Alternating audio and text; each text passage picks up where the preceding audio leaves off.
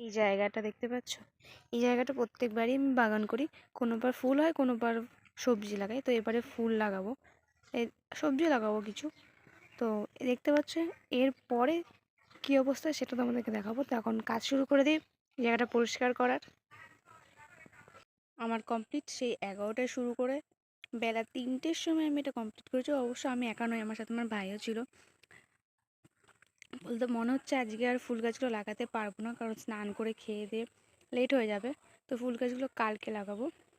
এই যে আমি আর আমার ভাই মিলে করেছি।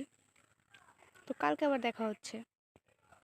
এই যে আমার বাগানে প্রথমে তোমাদের দেখালাম গোলাপ, তারপরে তুলসী পাতা রয়েছে, তারপরে গাঁদা রয়েছে, ওখানে ওটাও গাঁদা, এইটাও ঠিক মনে পড়ছে না নামটা। আর ওখানে চন্দ্রমল্লিকা রয়েছে। আর এই যে খুঁটি দেওয়াটা, এখানে ধনে পাতার বীজ ছড়ানো হয়েছে। তো যখন ধনে গাছ হবে তখন তোমাদেরকে আবার দেখাবো। এই যে আমার ফুল বাগানটা, আর ওই সাইডেও কিছু গাছ লাগিয়েছি, সেটা পরে